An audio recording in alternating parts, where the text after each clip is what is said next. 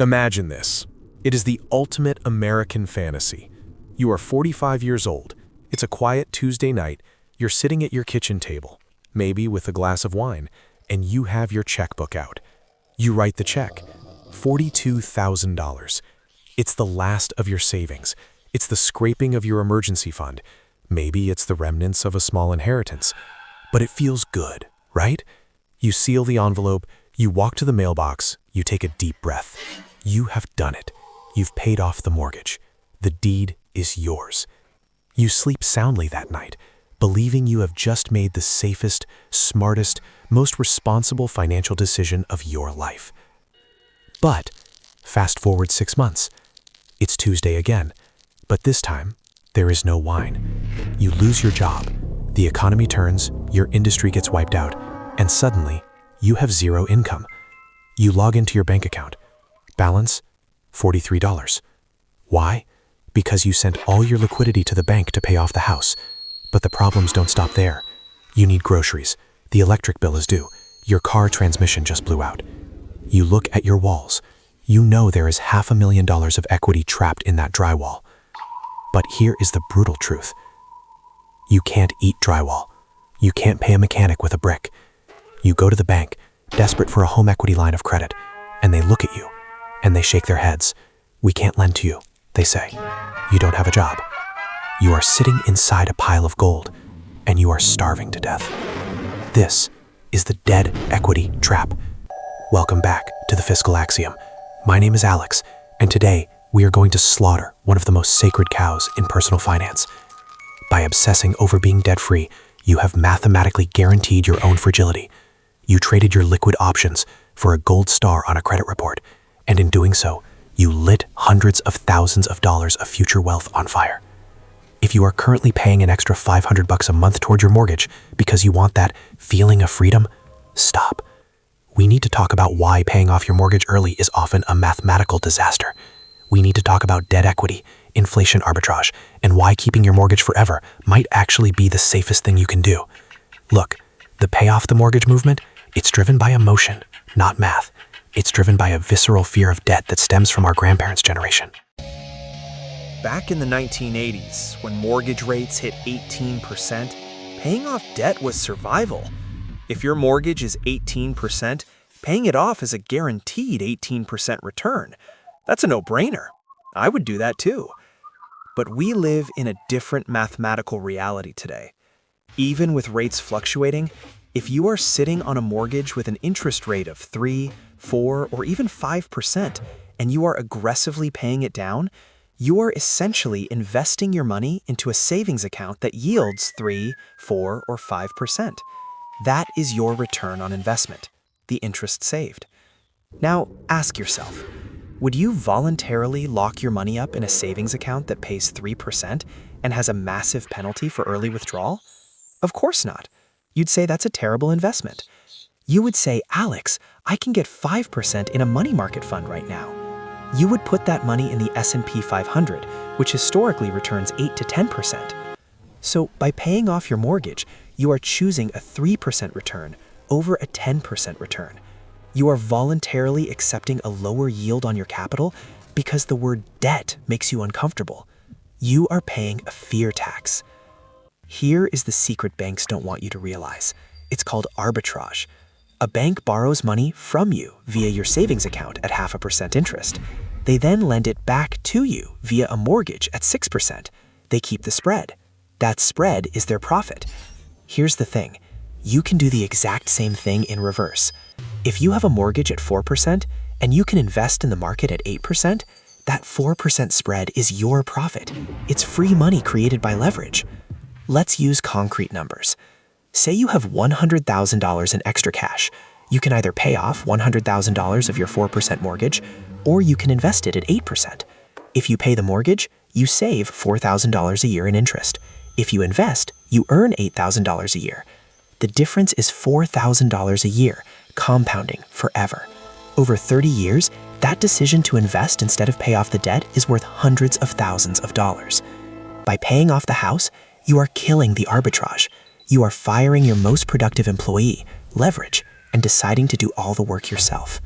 Now, I know what you're thinking, But Alex, debt is risk. What if the market crashes? We have to redefine what risk actually means. Most people define risk as owing money. I define risk as not having access to money. Risk is a lack of liquidity. When you pay extra principal on your mortgage, that money disappears. It goes into the equity of the house. Equity is dead money. It produces no cash flow, it cannot be spent, it sits there doing nothing until you sell the house or borrow against it. But as we saw in the opening story, borrowing against it is impossible when you're in financial distress. Banks lend money to people who don't need it.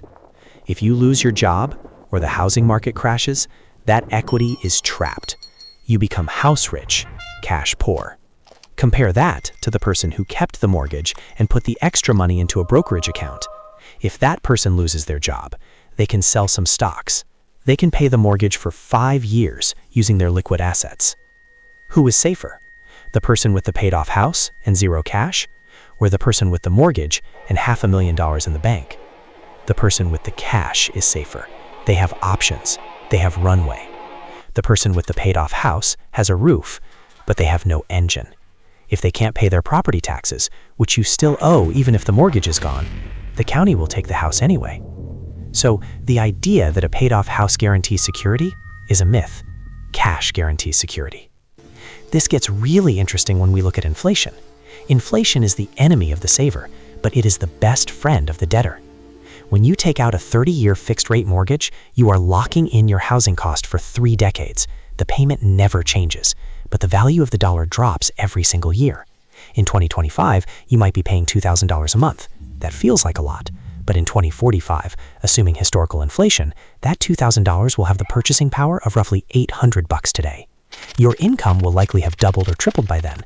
You will be paying off the loan with cheaper, devalued dollars. The bank is the one losing on this deal. They lent you valuable dollars today, and you are paying them back with worthless dollars tomorrow. You are giving the bank a gift if you pay early. You should drag that loan out as long as humanly possible. Let inflation eat away at the real value of the debt. But let's talk about the opportunity cost. This is the invisible wealth you never see because you destroyed it. Let's say you have a $2,000 mortgage payment. You decide to aggressively pay an extra $1,000 a month to burn the mortgage in 15 years. You feel virtuous. You feel like Dave Ramsey would be proud. But let's simulate the alternative. If you took that $1,000 a month and invested it in a low-cost S&P 500 index fund for those same 15 years, assuming a historical 10% return, you would have roughly $400,000. But wait, you keep going. You keep the mortgage for the full 30 years. You keep investing that $1,000 a month for another 15 years. At the end of 30 years, your investment account is worth nearly $2 million.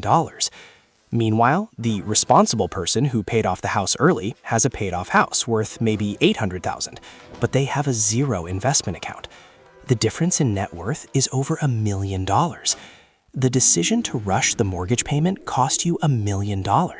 That is the price of your peace of mind. It is a very, very expensive luxury.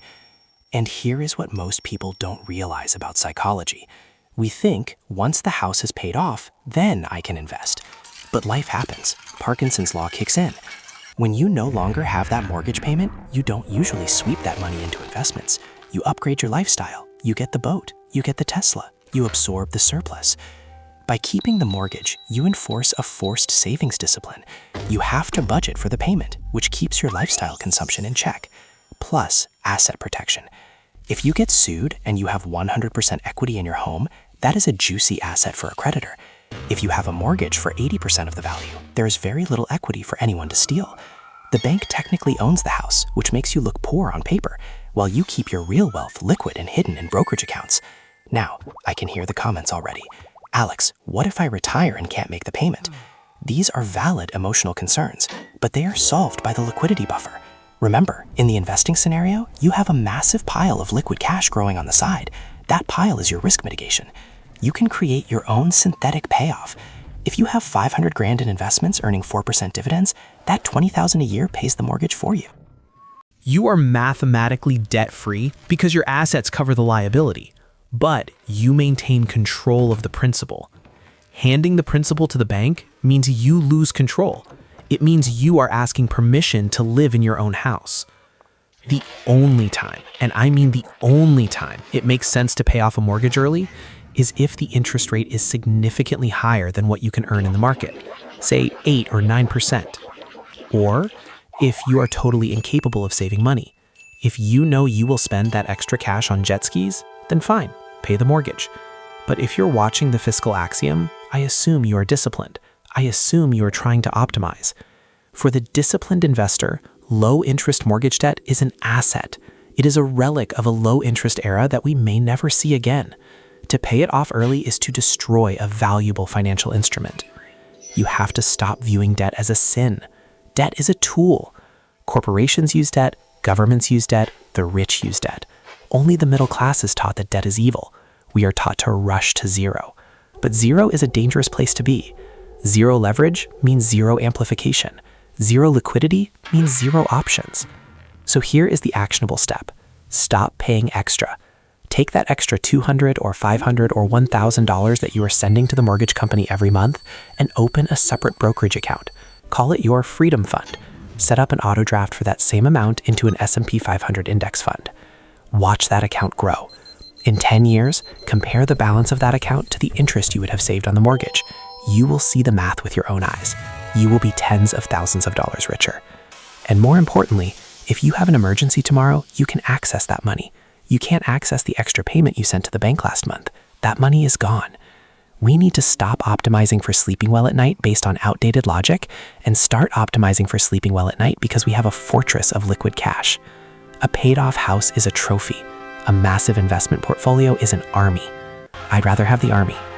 If this video made you pause that extra principal payment, share it with a friend who is obsessed with being debt-free. Help them see the math. Thanks for watching, and I'll see you in the next one.